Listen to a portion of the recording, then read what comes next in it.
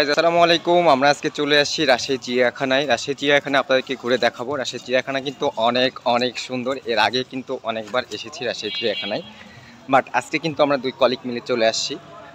আপনাদেরকে পুরো চিড়িয়াখানাটা দেখাবো। এটা আসলে চিড়িয়াখানা এখন আর নেই, চিড়িয়াখানা বললে ভুল হবে, এটা পার্ক হয়ে গেছে, একদম পুরোটাই পার্ক হয়ে গেছে। দেখতেই পাচ্ছেন, সকল দৃশ্য দেখতে পাচ্ছেন। তো এখন চলেন দেখে আসি।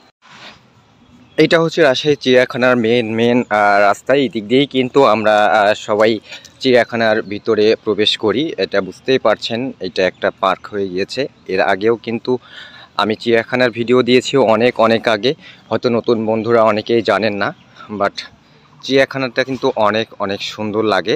এখানে আগে অনেক কিছুই ছিল জীবজন্তু, বাট এখন নেই। তবে আবার রিসেন্ট হয়তো হবে, বাট মানে পরিবেশটা কিন্তু খুবই সুন্দর লাগে।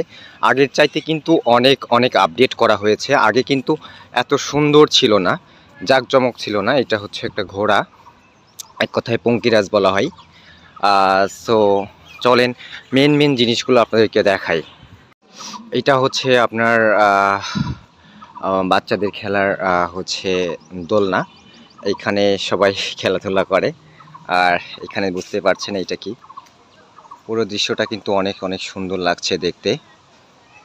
সো এটা হচ্ছে সেতু, এই লেকের উপর দিয়ে যে সেতুটা, এখানে আমরা অনেকবারই চড়ার চেষ্টা করেছি, চড়েছি, খুব ভালো লাগে। আপনাদের ভাবিকে নিয়ে আসছিলাম প্রায় 1 বছর আগে, 1 বছর হয়ে গেল, আর আসা হয় নাই।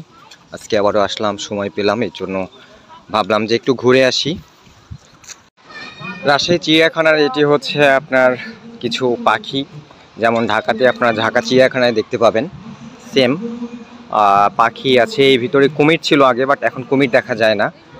আগে অনেক পাখি দেখা যেত, এখনও কিন্তু পাখিটাও আর দেখা যাচ্ছে না। আছে কয়েকটি কবুতর, ঘুঘু পাখি, আরও কিছু আছে, বাট দেখা যাচ্ছে না। মানে এটা কিন্তু আমরা সবসময়ই হচ্ছে জানি যে প্রতিটি চিড়িয়াখানায় কিন্তু এরকম একটি পাখিদের জন্য একটা জায়গা থাকে। এই যে দেখতে পাচ্ছেন কিছু হাঁস, এগুলো হচ্ছে আপনার কি হাঁস জানি না, বাট এসব হাঁস উঠতে পারে। আর দেখেন স্কুল থেকে কত শিক্ষার্থীরা আসছে এইখানে পিকনিক করতে, এদেরই কিন্তু আনন্দ। আমরাও এক টাইমে এরকমভাবে স্কুল থেকে যেতাম পিকনিকে, এই টাইমটা কিন্তু ভোলার মতো না। আমরা গিয়েছিলাম স্বপ্নপুরীতে। পার্কে ঢুকতে আমাদের টাকা লাগেনি, কারণ আমরা রাজশাহী মানুষ তো। আর মুস্তাফিজ ভাইকে দেখতে পাচ্ছেন, ও এখানকার স্থানীয়।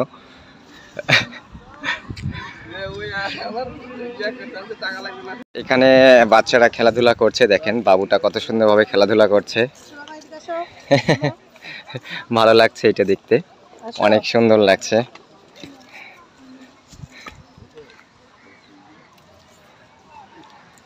সো আরও হাঁটতে হবে, অনেক বড় স্পেস নিয়ে কিন্তু আমাদের এই চিড়িয়াখানা অবস্থান।